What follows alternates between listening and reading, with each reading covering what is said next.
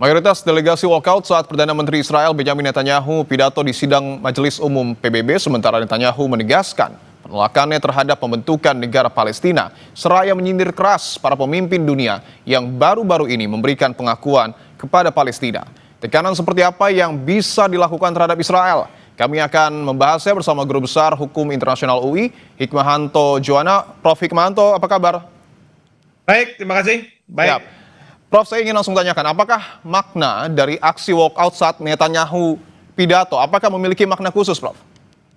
Ya, tentu ini memiliki makna khusus, yaitu dunia, negara-negara itu tidak bisa melihat kekejaman yang dilakukan oleh Israel. Meskipun Israel selalu mengatakan bahwa ini hak Israel untuk membela dirinya, dan rujukannya selalu pada peristiwa pada tanggal 7 Oktober 2023, di mana Hamas melakukan serangan mendadak ke perbatasan Israel dengan Gaza. Nah, tapi masyarakat dunia sudah tahu bahwa tindakan yang dilakukan oleh Perdana Menteri Netanyahu ini sudah tidak lagi proporsional, sudah tidak lagi sesuai dengan hak untuk membela diri, bahkan tindakannya ini mengarah justru pada penguasaan secara efektif Gaza yang selama ini dikelola oleh otoritas Palestina.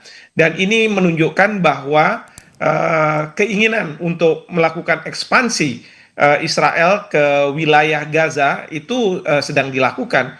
Dan bagi Netanyahu, kenapa Gaza itu harus dianeksasi, harus dikuatkan lah efektivitas dari pemerintahannya, karena selama ini dari Gaza lah rudal-rudal yang meluncur ke arah Israel.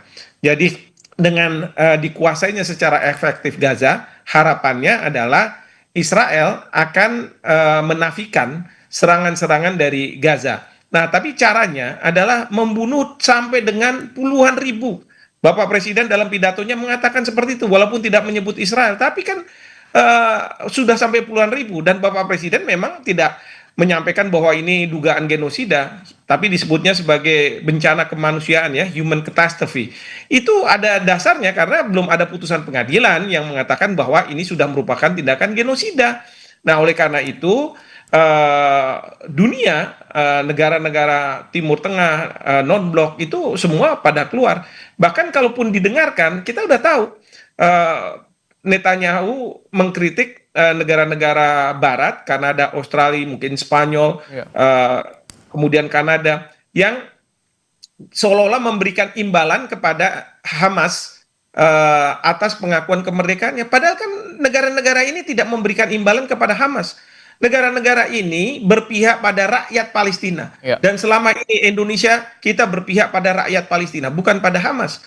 Nah, jadi menurut saya memang ini merupakan tekanan, dan ini yang akan membuka mata mudah-mudahan Netanyahu bahwa tindakan yang dia lakukan sudah tidak bisa lagi diterima oleh masyarakat internasional. Oke, bahwa Netanyahu tetap menolak pembentukan ataupun negara Palestina. Bagaimana kemudian untuk mengakhiri sikap keras kepala dari Israel ini, Prof?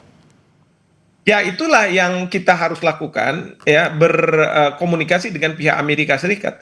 Dan Donald Trump kan sudah mengundang Bapak Presiden setelah pidato, mengundang Bapak Presiden, mengundang kepala negara, kepala pemerintahan dari Timur Tengah, ya, dan kemudian membicarakan. Dan ini sampai hari ini memang belum didisclose apa yang dibicarakan. Bapak Presiden pun setelah hadir kan masih belum juga menyampaikan hasil yang diperbincangkan antara kepala pemerintahan negara Islam dengan negara yang berpenduduk Islam, termasuk Indonesia di situ, ya, dengan Presiden Trump itu seperti apa. Tapi kalau misalnya keluarnya adalah misalnya Trump mengatakan oke, kita tidak akan lagi harus menghentikan serangan Israel ke Gaza, itu pasti akan disambut. Nah, tapi kan kompensasinya apa, ya? Pertama adalah apakah Palestina akan dimerdekakan oleh Israel. Karena kalau sekarang ada pengakuan dari negara-negara Barat, itu tidak berarti bahwa serangan itu tidak akan terjadi lagi dari Israel ke Gaza. Contohkan aja kita sudah dapat pengakuan nih setelah proklamasi kemerdekaan. Kita sudah dapat pengakuan dari Mesir dan lain sebagainya. Apakah Belanda kemudian menghentikan serangan ke kita? Enggak. Baru tahun 47 ketika Belanda menyerahkan kedaulatan kepada kita, barulah kemudian serangan-serangan itu sudah tidak ada lagi. Nah, demikian juga dengan Israel. Jadi kalau misalnya negara-negara 157 negara sudah mengakui, Ya, kalau dia masih di sana ya dia bisa melakukan serangan. Nah, ini yang harus dibicarakan. Yang kedua, yang ketiga adalah Israel itu kenapa dia mau menguasai Gaza? Kenapa dia nggak mau memerdekakan Palestina? Karena dia selalu khawatir bahwa dari Gaza akan ada serangan-serangan. Tidak sebagai negara aja kita dapat serangan, apalagi sebagai negara. Nah, oleh karena itu, di sini Bapak Presiden sudah dalam pidatonya mengatakan bahwa yang menjamin adalah masyarakat internasional. Dan kalau nanti PBB akan memandatkan, menurunkan peacekeeping operation untuk memastikan bahwa tidak ada lagi serangan, Indonesia bersedia untuk menurunkan 20.000 atau lebih orang, ya, prajurit kita untuk ada di sana, seperti itu. Bagaimana teknis yang sebenarnya harus dilakukan oleh negara-negara untuk memastikan bahwa tidak ada lagi serangan dari Israel ke Palestina? Meskipun bahwa sudah ada 157 negara yang mendukung Palestina, termasuk juga hampir seluruh anggota Dewan Keamanan PBB, Prof. Hikmahanto. Ya, ini untuk memastikan, pertama harus ada gencatan senjata yang disetujui oleh pihak Israel dan kemudian juga oleh pihak Hamas Palestina dan dalamnya juga tentu Hamas. Ya, itu harus ada persetujuan seperti itu. Yang kedua adalah PBB akan menurunkan peacekeeping operation ada di sana untuk memastikan bahwa tidak ada yang melakukan serangan-serangan satu ke yang lainnya. Kalau kemarin sempat katanya ada gencatan senjata yang dilakukan oleh Presiden Trump antara Israel dengan Hamas. Tapi kan kemudian ada serangan Israel ke Gaza lagi, masih terus gitu. Nah, ini yang harus dipastikan bahwa tidak ada lagi serangan itu dengan menurunkan peacekeeping operation. Di sini ya tentu Presiden Trump harus menelan air liurnya sendiri karena tadinya bilang PBB tidak ada artinya, sekarang dia mungkin harus membutuhkan PBB meskipun kalau Trump bilang pokoknya yang akan menjaga perdamaian itu adalah negara-negara Arab dan kemudian juga negara yang berpenduduk Islam terbesar termasuk Indonesia. Jadi kita akan ada di sana. Oke. Nah, tentu nanti yang diturunkan juga tim kesehatan ya, satuan-satuan kesehatan untuk membantu rakyat Palestina dan membuka arus masuk makanan untuk rakyat Palestina. Dan mudah-mudahan itu yang kita akan dengar ini ya dalam waktu dekat ini. Trump mengatakan bahwa dia akan mengumumkan, Bapak Presiden juga tidak menyampaikan, mungkin sudah ada kesepakatan di antara beliau-beliau siapa yang harus menyampaikan seperti itu. Oke, saya ingin tegaskan lagi, bagaimana terkait dengan statement dari Pak Prabowo Subianto yang meyakini bahwa akan ada terobosan dan bagaimana sebenarnya yang harus dilakukan oleh negara-negara agar Gaza juga tidak menyerang Israel dan Israel juga tidak menyerang kepada Palestina dan mengakui Palestina, Prof. Hikmahanto? Ya, yang pasti adalah mungkin ada pembagian tugas gitu ya.